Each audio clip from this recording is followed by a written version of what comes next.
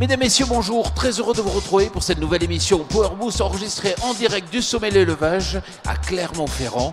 Vous allez voir, on va parler de nouveautés, d'innovation, de machinisme, de sommet d'or et puis on a une interview très particulière, mais sans plus tarder, le sommaire de cette nouvelle émission Power Boost. Chers Power Boosters, cette semaine, toute l'équipe s'est rendue à Cournon d'Auvergne afin d'animer un plateau TV lors du salon de l'élevage. Au programme, 2 sommets d'or, le chargeur électrique Kramer KL25.5E et une distributrice à fourrage radiocommandée proposée par Galonnier. Nous nous rendrons ensuite sur le stand Valtra qui réserve une surprise à tous les amateurs de rugby. Enfin, nous vous proposerons des extraits de débats ayant eu lieu sur notre plateau TV. Mais avant tout, les news.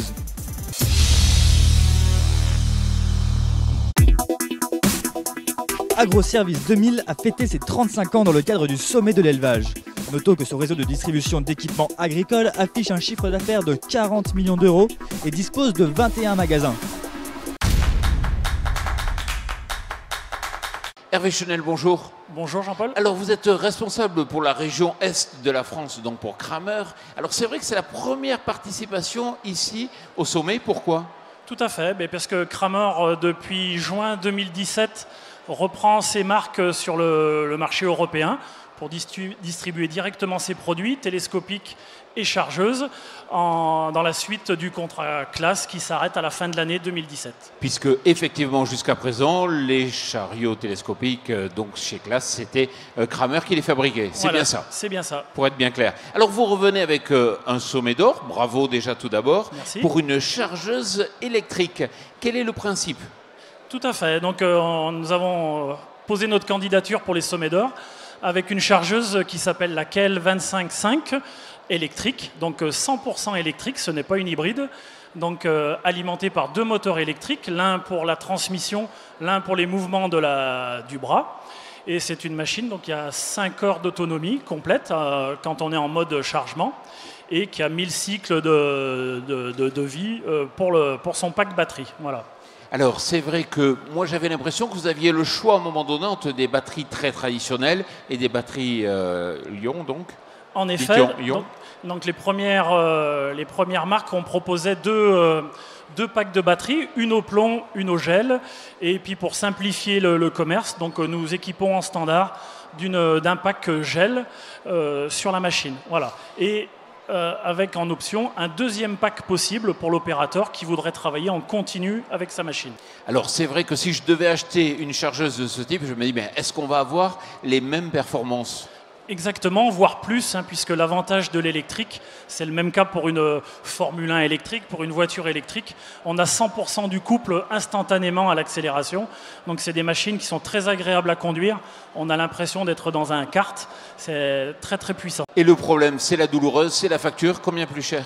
Alors on est aux alentours de 20% plus cher qu'une version thermique.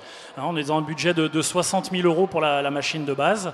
Voilà, donc il n'y a pas un gros écart. Et puis tout ça se justifie par du carburant en moins, de l'entretien en moins. Donc quand on fait un prix de revient, c'est beaucoup plus avantageux qu'une version thermique. Parce que c'est vrai que l'électrique, ça s'use beaucoup moins que le mécanique. Complètement, voilà, il n'y a plus l'entretien du moteur, les vidanges, les niveaux d'huile, etc. Donc voilà, c'est vraiment... ça veut dire on l'achète, on ne va plus chez le concessionnaire ? Pratiquement plus. Voilà. Après, il y a toujours quelques interventions. Il faut surveiller les batteries, ça peut être des problèmes électriques, voilà, de connexion, mais voilà, ça va s'arrêter là. Normalement, on ne retourne plus chez le concessionnaire. Alors justement, les circuits de distribution en général aiment bien plutôt la location des batteries que la vente. Vous avez fait le choix de la vente. Alors aujourd'hui, la batterie est inclue avec le prix de la machine, comme je l'ai déjà dit, mais on va aussi étudier pour les administrations, pour des acheteurs différents, la possibilité aussi de faire comme dans l'automobile, de louer la partie batterie, en effet. Merci beaucoup. Je vous en prie. Alors, à présent, ça a été vraiment une animation dans le cadre de ce sommet. C'était sur le stand Valtra. Aurélien Rougerie était présent. Effectivement, nous sommes dans une région du rugby. Aurélien Rougerie, on le connaît bien. C'est un grand sportif. Image.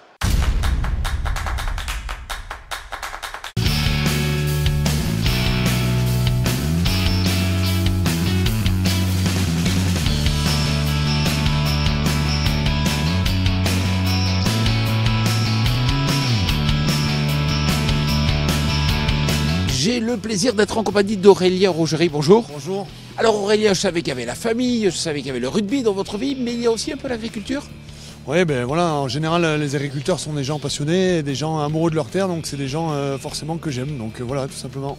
Alors c'est vrai qu'ils traversent des fois des périodes un peu difficiles, vous comprenez un peu cette dureté du métier?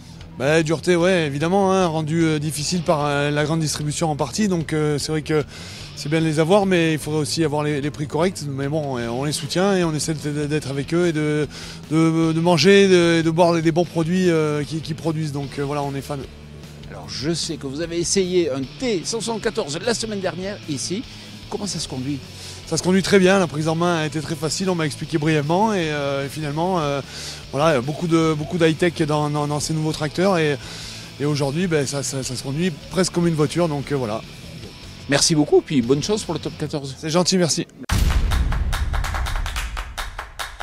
Alors on va s'intéresser à l'éleveur high-tech. Effectivement, il y a beaucoup d'innovations en matière de nouvelles technologies dédiées à l'élevage.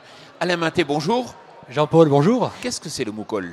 C'est un détecteur de vélage qui va donc connecter, bien sûr, hein, c'est un petit peu la tendance en ce moment, qui va permettre à l'éleveur d'éviter les insomnies, de simplifier la vie, de le rendre plus confortable dans le suivi de ces vélages.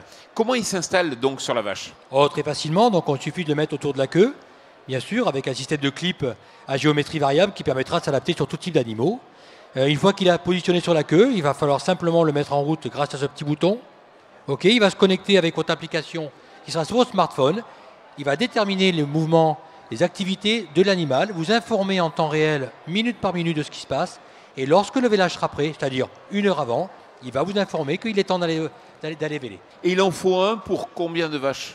Alors on en préconise un pour 50 et le coût est de 279 € TTC.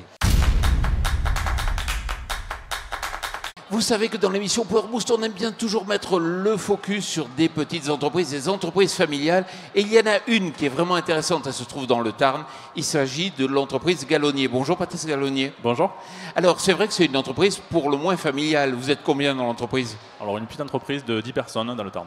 Voilà, c'est un trust familial avec papa et maman. À quel poste? Tout à fait. Donc mon père qui est le gérant de l'entreprise, ma mère qui s'occupe de la comptabilité, moi qui m'occupe de la partie commerciale ainsi que le bureau d'études et mon frère à la partie commerciale des aménagements de bergerie. Et justement, vous proposez, vous avez eu un sommet d'or dans le cadre de ce sommet parce que vous êtes très spécialisé dans quel secteur? Alors on est spécialisé dans la distribution de fourrage en balle ronde, balle carrée ou foin en vrac. D'accord. Et là, le sommet d'or, c'était pour une machine assez innovante.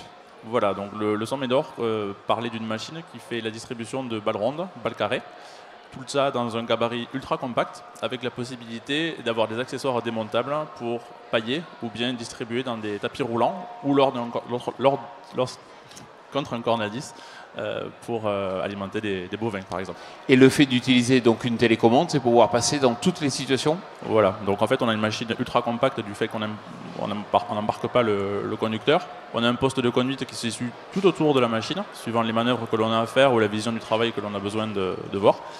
Et voilà. Bon. Elle est disponible dès à présent? Oui, tout à fait. Ça fait 1 an qu'on a la machine qui fonctionne. On en a une dizaine en fonctionnement sur le secteur de Roquefort principalement. Quelle ordre de prix? L'ordre de prix, ça varie de 25 000 à 35 000 €.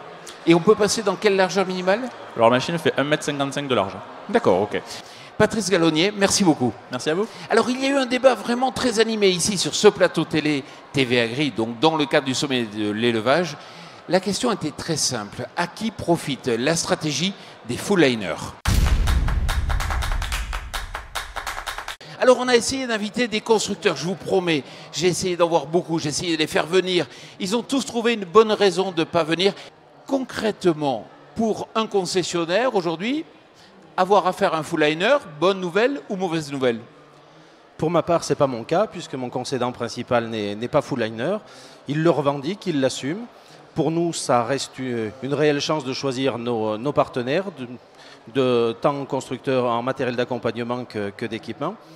Notre constructeur souhaite, quant à lui, se recentrer sur son savoir-faire industriel aujourd'hui, le tracteur, la moissonneuse-batteuse, quelques accords pour du chargeur frontal avec des constructeurs généralistes et pour de la presse, mais pas une volonté de devenir aujourd'hui full liner.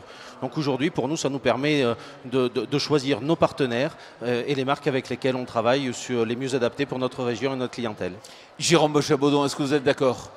Ben moi aujourd'hui, j'ai la chance ou la malchance, d'après ce que dit Cyril, d'être un full liner, entre guillemets, tout du moins l'utilisateur d'un full liner. C'est vrai que Kubota le revendique, cherche à développer ce système-là. Alors, on a plusieurs possibilités de développement, soit en le créant ou en rachetant des marques. Donc effectivement, en étant. Alors, avantage ou inconvénient, je pense qu'il y a les deux possibilités. On ne peut pas tout le temps tirer sur l'ambulance. Nous, ça nous permet de rentrer chez des clients par le matériel qu'on ne rentrerait pas par le tracteur, nous donner des ouvertures et vice-versa. Supposons qu'il y ait une dizaine de marques qui pourraient devenir, et je suis très au-delà de la réalité, des full liners.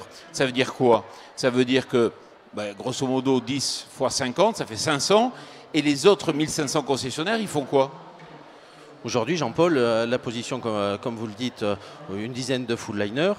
Il ne faut pas oublier une chose, c'est qu'il y a encore beaucoup de constructeurs de matériel d'accompagnement qui sont indépendants et qui ont besoin d'avoir un réseau de distribution qui n'est pas dans une marque de full liner. Donc aujourd'hui, je pense que les deux voies de distribution ont encore de l'avenir et il faudra des non-full liners pour les constructeurs indépendants qui sont encore nombreux et des constructeurs de belle taille pour distribuer leurs produits. Et il ne faut pas oublier une chose aussi, Jean-Paul, c'est que ok, on parle des concessionnaires tracteurs et puis il y a aussi toute une partie de nos collègues distributeurs qui n'ont pas d'activité tracteur et qui ont juste une activité matérielle d'accompagnement et ces gens-là continueront de vivre et d'exister, de distribuer des marques indépendantes entre eux. Quand j'ai préparé cette émission en essayant d'enquêter un peu auprès de différentes personnes, ils me disent, oui, vous savez, les concessionnaires, ils se plaignent des full liners, mais quelque part, ils sont bien contents de monter avec la marque. Ils sont bien contents aussi du résultat.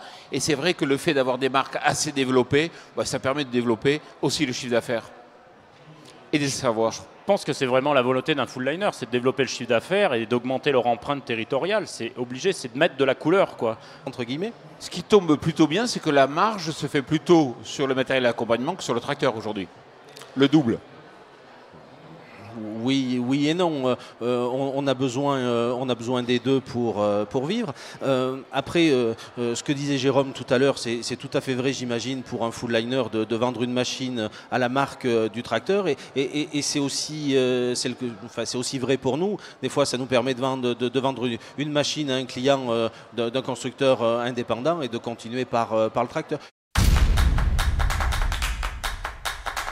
Voilà, notre émission Power Boost tournée ici dans le cadre du sommet de l'élevage touche à sa fin. Vous n'oubliez pas que si vous voulez tout savoir sur le machinisme, et chaque jour, c'est sur Machinisme Actualité qu'il faut consulter les toutes dernières informations. Je vous souhaite une excellente semaine.